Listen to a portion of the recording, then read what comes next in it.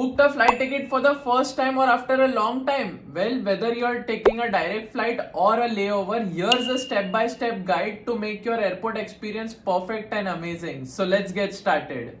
So you booked your ticket. So let's get started to prepare you for your journey. Whether you booked your ticket through any airline website or even a travel booking platform, here's what to do next. First thing you should take advantage of is web check-in. By checking in online, you get to select your seat, pre-book your meals, and even check your flight details. So this step is optional, but doing this step saves you time at the airport. Well, next up is the departure phase of your journey. Aim to reach the airport at least 3 hours before your international flight, and if you are going into the domestic flight, 2 hours should suffice. Say goodbye to your loved ones who came to drop you off, but do not spend much time here because there's a lot of procedure that you have to clear before you take off. You need two things at the entrance. First is the flight details proof. It could be a ticket or a boarding pass, and also physical print is not mandatory, so having a digital copy in your mobile phone is more than enough. Second is identification proof. If you're going in an international flight, then an original passport is mandatory, but if you're in a domestic flight, any national ID proof like Aadhaar card, driving license is more than enough. So yeah, let's clear a few basic terminology when it comes to luggage. First is check-in luggage. These are the bags that you will submit in the airline, and they are transported in the luggage section of your aircraft, and they return it to you once you reach your destination. Then we have the carry-on luggage or cabin luggage. These are the bags that you will carry with you throughout the airport process, and as well as when you sit in the aircraft. You can keep these bags in the cabin section above your seat or under the seat in front of you as well. So it's better to carry any valuable in these bags. So yeah, back to the process. The first set of counters that you will see once you enter the airport are the check-in counters. Each airline has its own check-in counters. So move to your airline counter and drop off your luggage. Few airports also have their own check-in kiosk machine that you can use in case you've skipped the web check-in that we talked about. Here also you can select your seat and other preferences as well.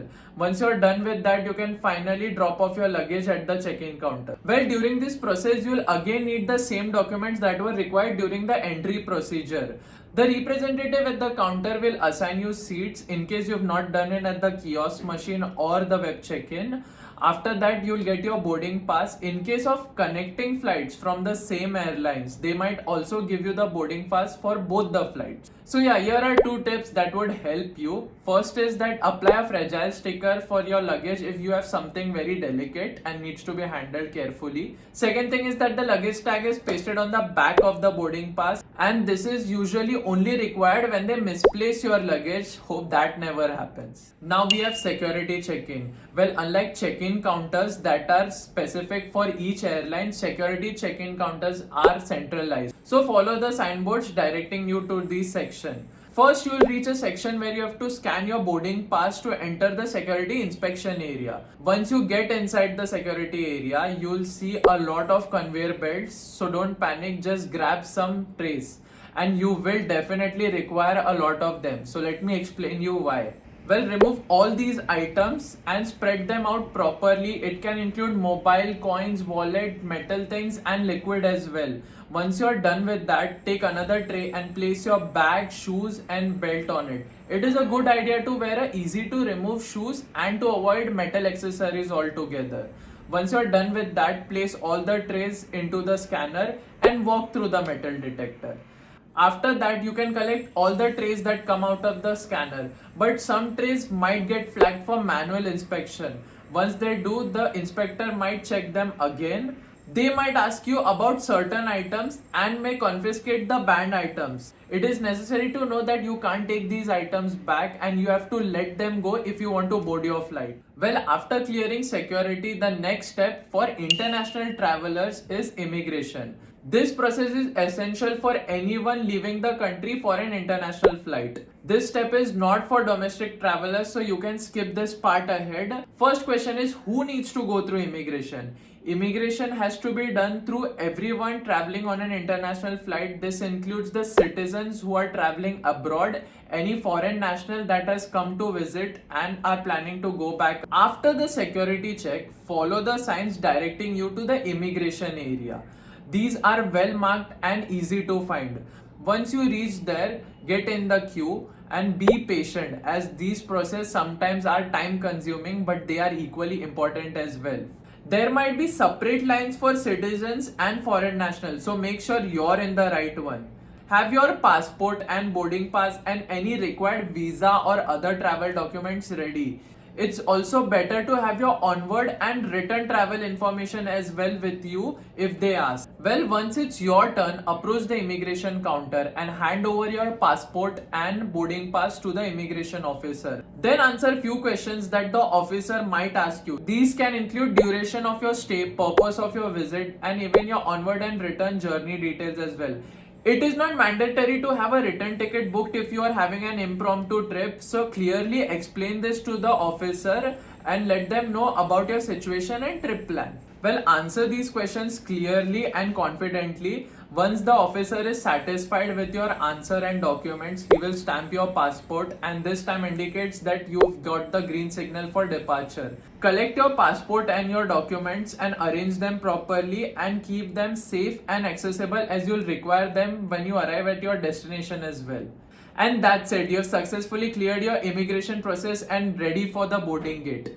Remember, modern airport terminals are pretty huge with many facilities for travelers. So try not to get too engrossed and risk missing your flight. So make sure to reach the boarding gate at least 30 to 45 minutes before the flight departure time, or at least stay in the visible distance of the boarding gate. Once everyone is on board, it's time to take off. This phase is thrilling if you're excited about your journey ahead. Pay attention to the flight attendant as they go through the safety demonstration. It covers important information such as seat belt, emergency exits, and oxygen mask. Switch off or set your electronic device to airplane mode and make sure your seat belt is fastened securely. Once the plane starts taking off, you'll feel slight pressure pushing you back towards the seat, and if you have a window seat, then do enjoy the view as well.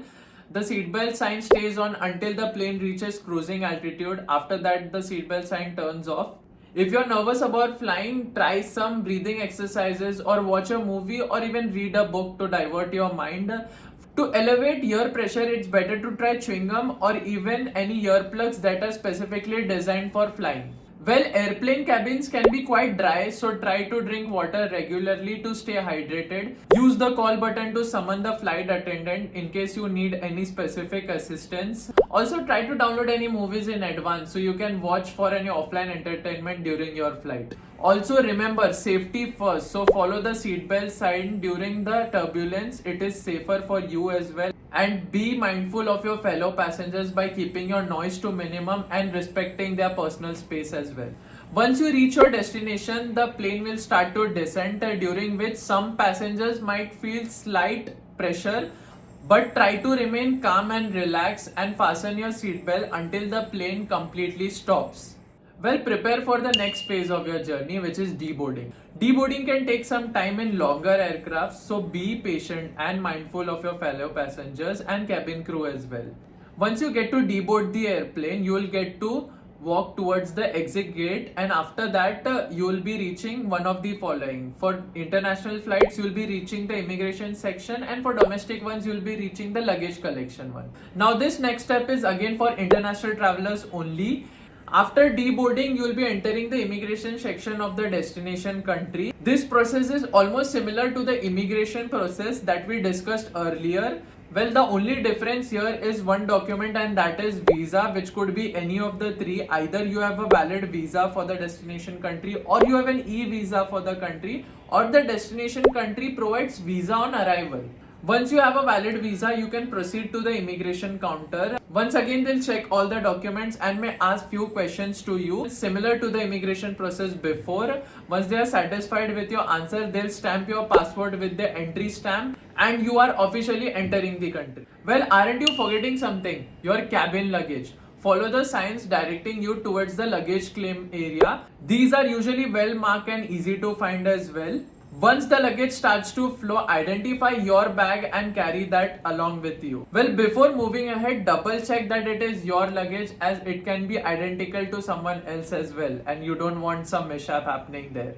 For international travelers, again, you need to clear the customs. After collecting your luggage, you need to get to the customs area, and the customs make sure that you are not carrying any prohibited or banned item into their country. Follow the signs directed to the customs area. They are usually located next to the baggage claiming section.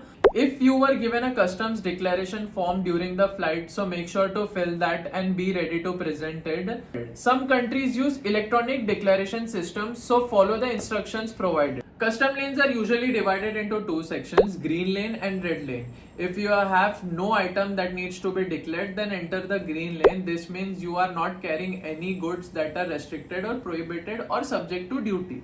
Then there is red lane. If you have items to declare, then enter the red lane. These include items such as over the duty free allowance, large amount of cash, or restricted/prohibited item. Well, the custom officer sometimes may ask to inspect your luggage, so be cooperative and answer their questions honestly. For more details on customs, check out the blog in the description. With customs clear, you are now officially entering the country. The next step depends on whether you have a connecting flight or heading out of the airport. Well, this is only applicable if you have a connecting flight. In some cases, your connecting flight might be through a different terminal. So this is how to handle it. Many large airports have a shuttle bus or a train to transport passengers to the different terminals. So follow the signs towards the designated pickup points. The remaining procedures are almost similar. The only difference is the ticket and the boarding pass will be of the next connecting flight. You'll have to do the check-in, luggage check-in, and the security inspection just as I explained in the start of the video,